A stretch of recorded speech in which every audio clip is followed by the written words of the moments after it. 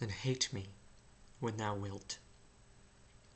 If ever now, while the world is bent my deeds to cross, join with the spite of fortune, make me bow, and do not drop in for an after-loss. Oh, do not, when my heart hath scaped this sorrow, come in the rearward of a conquered woe. Give not a windy night, a rainy morrow, to linger out a purposed overthrow. If thou wilt leave me, do not leave me last, when other petty griefs have done their spite, but in the onset come, so I shall taste at first the very worst of fortune's might, and other strains of woe, which now seem woe compared with loss of thee, will not seem so.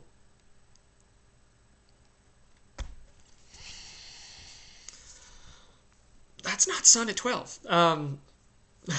That was Sonnet 90. Yeah, so this is Curveball week. Curveball Friday, I guess. This sonnet came to my attention recently, and after I read it, I couldn't not do it now, as opposed to 2.5 years now, or whenever we get to 90. It's also kind of nice to do a sonnet like this because, as you can see, it's very stylistically different from the first dozen or so that we've done, which is just mind-blowing to me how versatile these pieces are. They span so many shades. This sonnet starts so beautifully. That first line is unlike any line I've read of Shakespeare, where it starts off with a thought and then interrupts it and says, no, no, no. Then hate me when thou wilt. If ever, now. Not when thou wilt. Now. And what I love about that line is that as the sonnet progresses, it becomes clear that the poet is emotionally wrought and talking about a betrayal of sorts, and it's very difficult to talk about. And as people, we tend not to tell the complete truth when we talk. And it's not that we tell complete bullshit lies, but a lot of times we'll say something mostly true, but give it a little something just to make it easier. And it's stupid. It's really stupid when we do this. And so the fact that this sonnet starts with a thought, and then it's like, no, wait, that's a lie. This is what I mean. And then it just builds from there, is just fantastically compelling to read and to motivate you through the rest of it. And it, I think this sonnet very beautifully illustrates the concept of strength, which is something that we think we understand when it comes to people, but I feel like for such a simple concept, it's much more, there's much more to it, in the sense that someone that's stony-faced cannot be perturbed by anything, I do not think this sonnet would support that is a display of strength. A display of strength is when someone is faced with crippling adversity and is clearly affected by it, and yet still perseveres through it. And so this sonnet is full of that. And the turn in the middle, I think, is a perfect,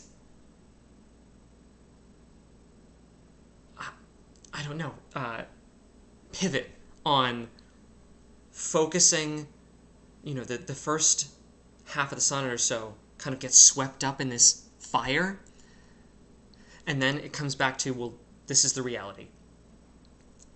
If you're going to leave, do it. Let's not ignore and pretend things, because that's how you waste your time on this planet. And so the turn of recomposing, once it's just so raw at the beginning, and then it recomposes itself. And then even at the end, though, it still recognizes this weakness that exists of um, and other strains of woe, which now seem woe compared with loss of thee, will not seem so. Even at the very end, it's like, this is tearing my heart out. And other stuff doesn't even come close to this. And admitting that is strong. It's not weak, it's strong. Weakness is, shut off, nothing. Nothing is risked, so nothing is gained. But to just expose yourself like this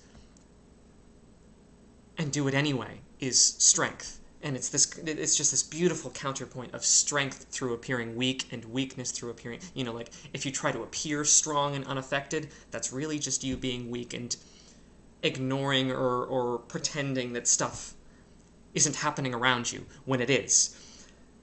And so it just blew my mind how jam-packed this sonnet is.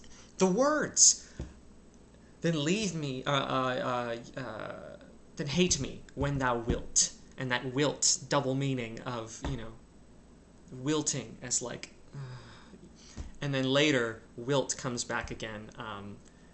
Strain is another one at the end. That is just jam-packed. The strain, exertion, strain, a musical strain, music be the food of love, play on, back to Twelfth Night. And a strain as a type, as a shade, as a variety, shades of woe, strains of woe. It's just jam-packed with all this stuff. And yeah, I'm blown away. I'm blown away by this sonnet. And so this, I guess, it was a cool sneak peek for me, I guess, into what's coming later. And that's reinvigorated me, I guess, about these, because I mean, the reality is we've been through 11 sonnets, and it's like kids. And it's like Shakespeare, dude. If he wants them, he'll have them. But yeah, this one was really stunning. And so, yeah, I'm curious to see what I decide to do next week. So yeah, thank you for watching.